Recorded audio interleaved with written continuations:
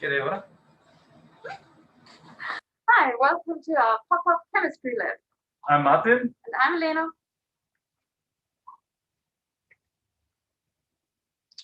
And we're going to show you some experiments in chemistry. Wow. At first, we want to show you some chemical patterns because the dyes are not very healthy. I need gloves and work in the fume hood.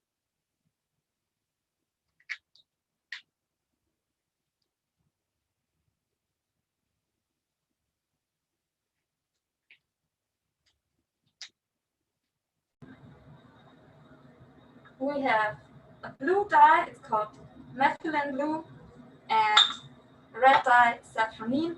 They're both solved in ethanol. And to make the patterns, we need hydroxyacetone. There we need 1 milliliter.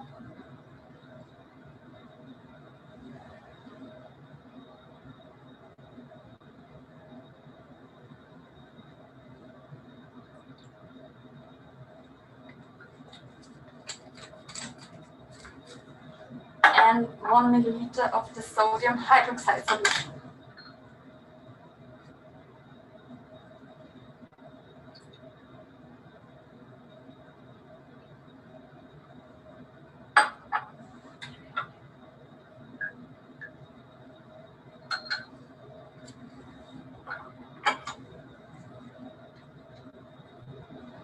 Wait a little bit. And as you can see, the color changes and the solution gets colorless. So now we want to see the patterns. We have to put a solution into a petri dish. Wait a little bit. Now we can see there are moving patterns and we want to see them more closely in detail. So we put the petri dish under the microscope.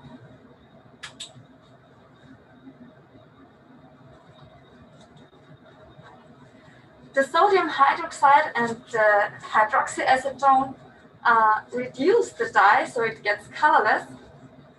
And oxygen from the air oxidizes the reduced dye so it gets the blue or violet color again. The reduced dye has a different surface tension than the oxidized dye, and because of this surface tension difference, a flow occurs. You can see it by the moving pattern. Because of this flow, the reduced dye come to the surface and get oxidized by the oxygen from the air. The oxidized dye goes to the ground, and so the flow continues.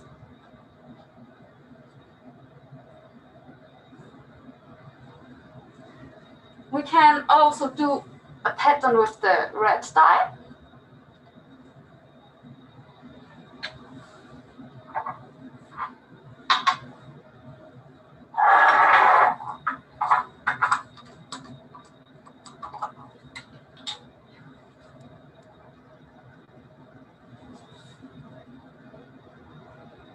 There we need 2 milliliters of the hydroxyacetone.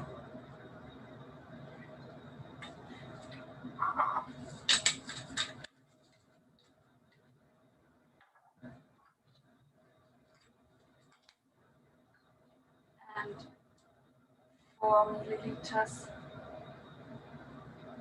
of the sodium hydroxide.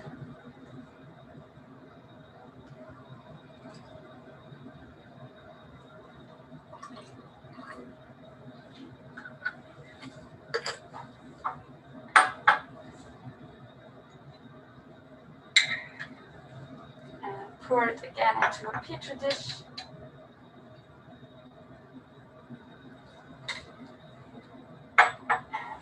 You can see the pattern is a little different. It looks more like blood vessels, and we want to see it in detail.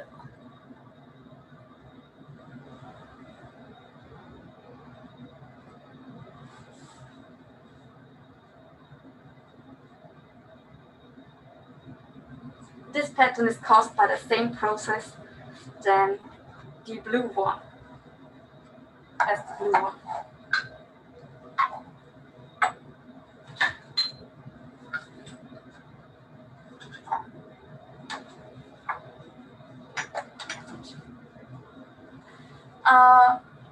The oxygen from the air is very important. The system has to be open, so we call it. And if I exclude the oxygen with a glass, I put a glass on the petri dish, you can see the pattern stops. Everything's reduced.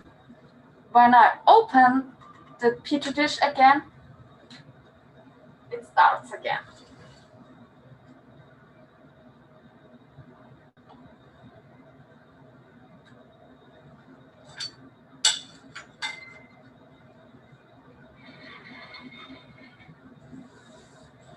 We can have a look on the pattern later, but now we want to see some other colorful experiments.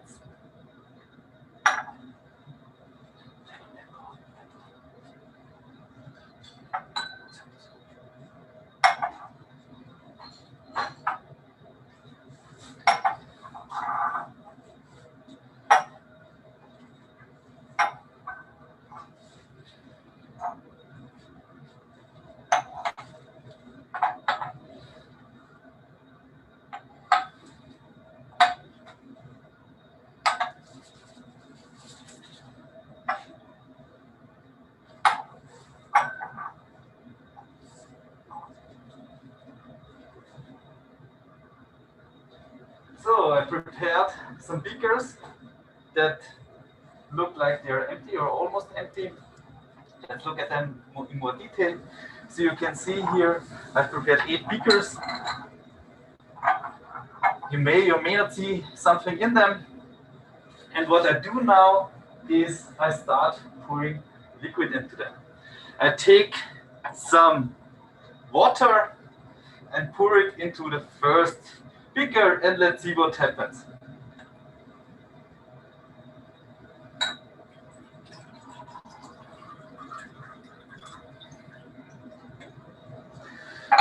And as you can see, nothing happens. Oh no, I think the experiments didn't work. Oh my. Let's just change the beaker. Maybe it depends on the beaker. So I'll take this and pour it into the next beaker. And oh my God, something's happening.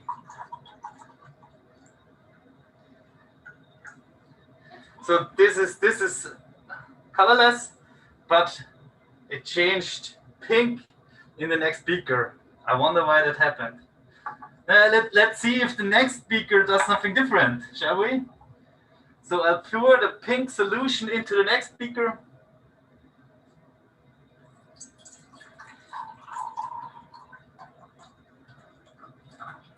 And as you can see, the solution turns colorless again.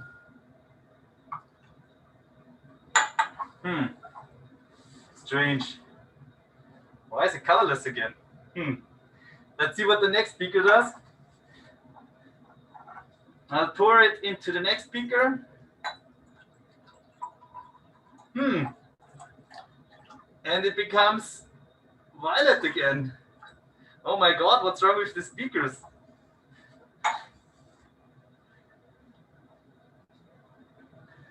Let's see what the next beaker does.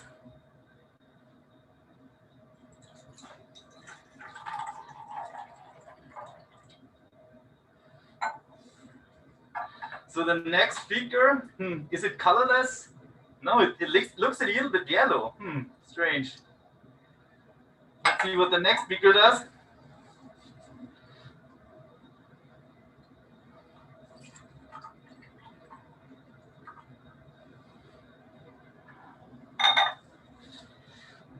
Oh my, the next beaker makes it orange or kind of red. Let's put it into the next beaker. Oh my, what's happening here?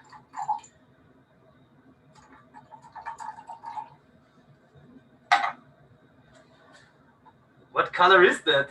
looks blue or greenish, or oh my god, what's happening here? And then let's pour it into the last beaker.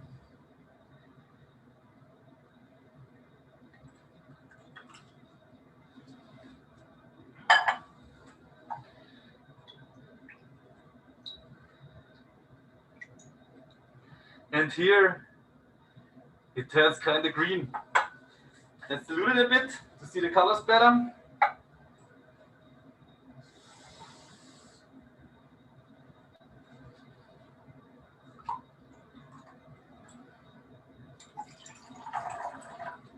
So as you can see, we've got now 3, 4, kind of 5 colors. 2 solutions, 3 solutions that are colorless, 2 that are pinkish, 1 more intense than the other, and then an orange, blue, and a kind of green solution. What's happening here? And to show you what's happening here, I'm gonna show you what I added into these beakers before pouring water into them.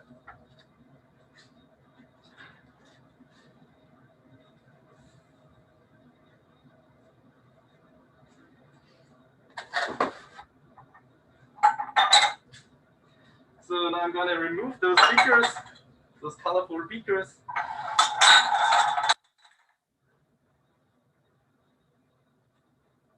Hope I don't drop anything and get new ones.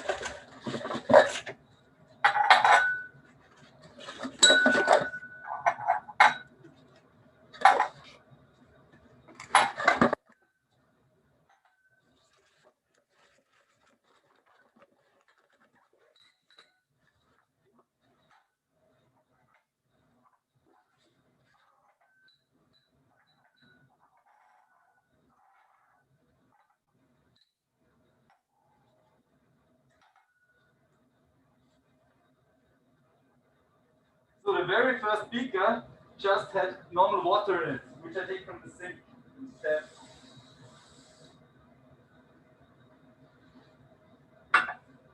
The first beaker that I poured the liquid into it had a few drops of sodium hydroxide in them. So I add a few drops of sodium hydroxide. The second beaker,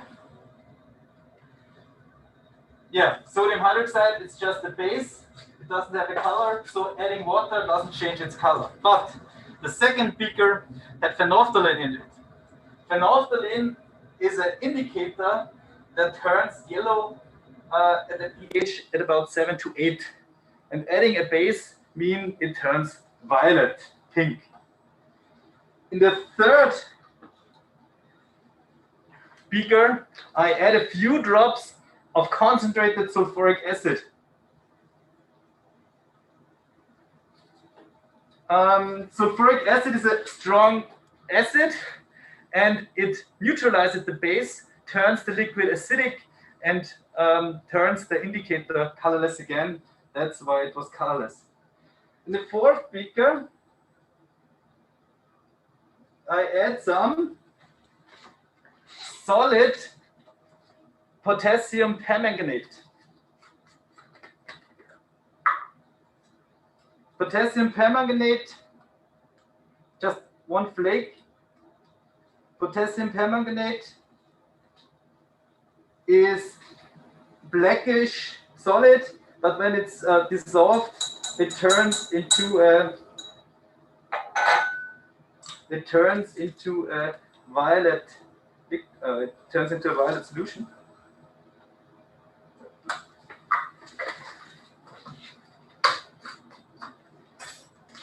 In the fifth beaker, I add iron 2 sulfate. Iron 2 sulfate is kind of yellow, and it has the ability to reduce the permanganate. The permanganate loses its color when it's reduced, and the yellow color of the iron sulfate stays. In the sixth beaker, we add potassium thiocyanate.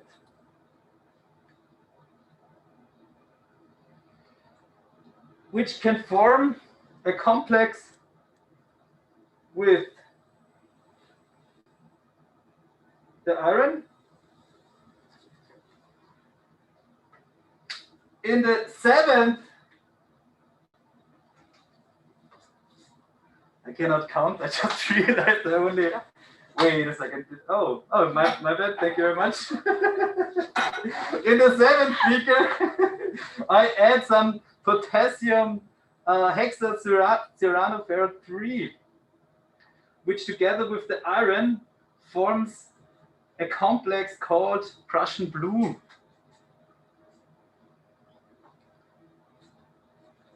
And in the last beaker, I add again some sodium hydroxide around a milliliter, which then again destroys the complex and changes the color of the beaker.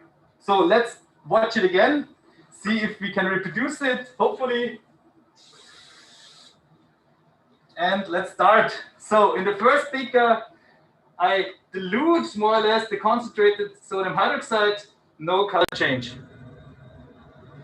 Then I add the sodium hydroxide to the phenolphthalein. To the phenolphthalein that was prior colorless, changing its color to pink because of the basic pH.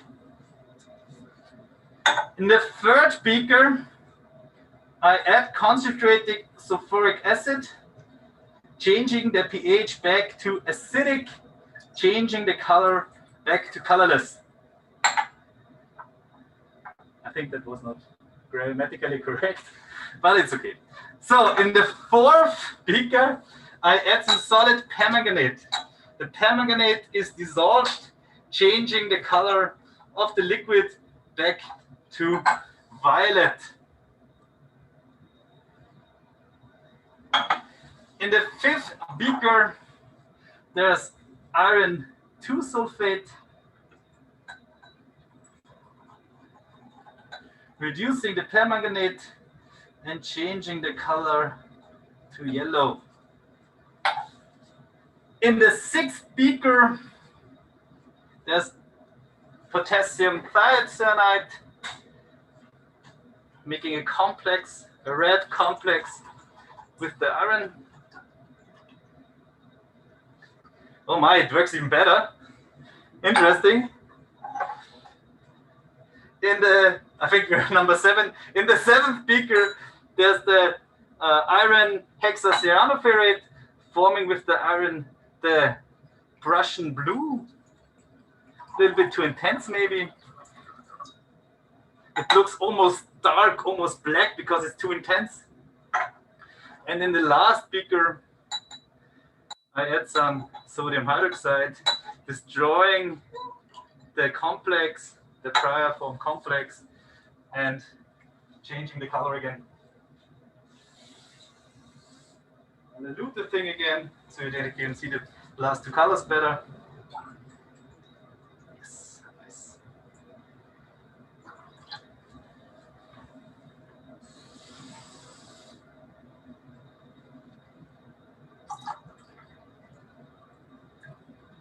More or less.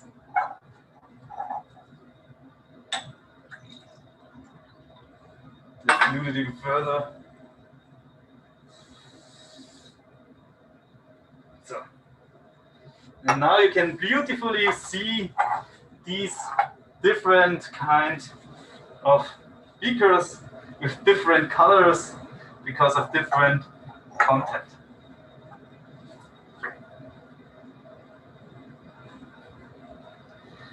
I'm gonna prepare the last experiment now, and in between you can watch again the beautiful patterns that are being formed by the indigo camine.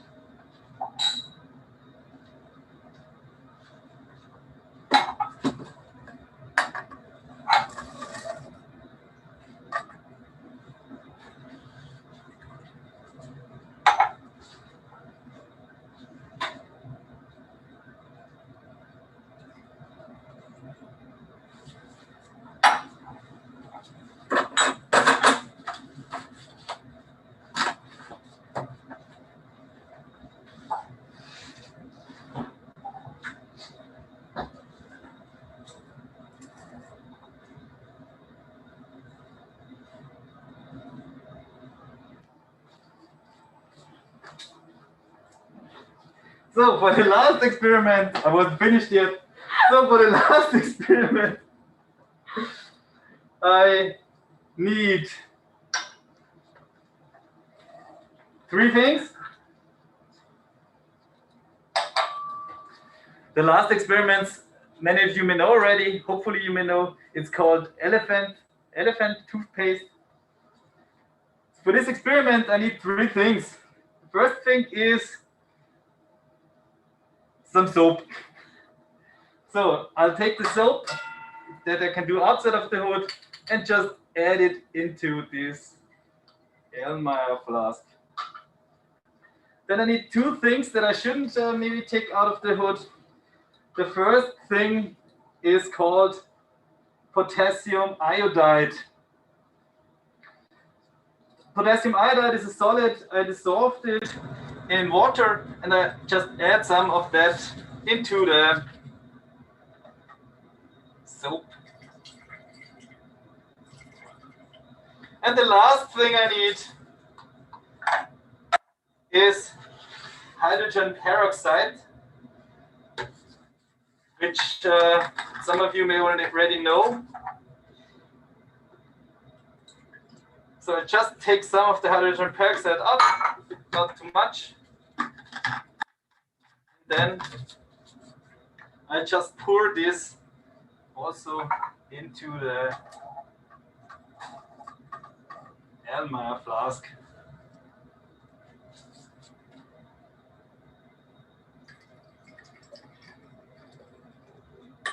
And you see the solution turning orange, yellow, and then it starts to make bubbles and it goes faster and faster and faster and faster. And yeah, it gets bigger and bigger and bigger. Oh my God, it reaches the camera. No, it doesn't, hopefully.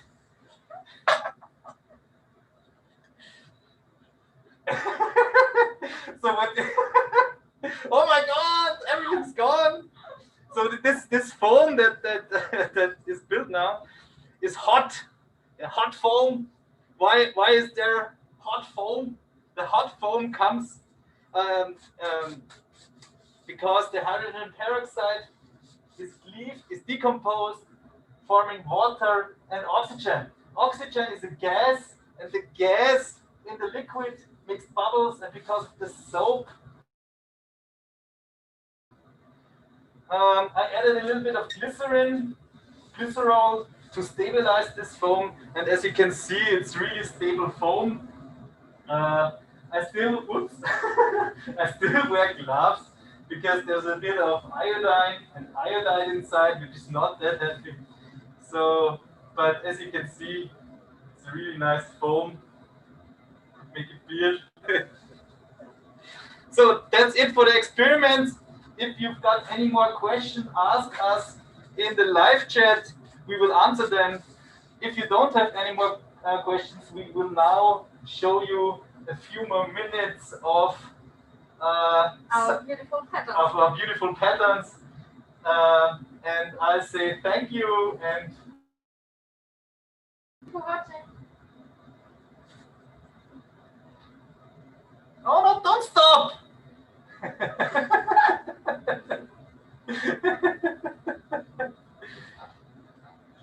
What?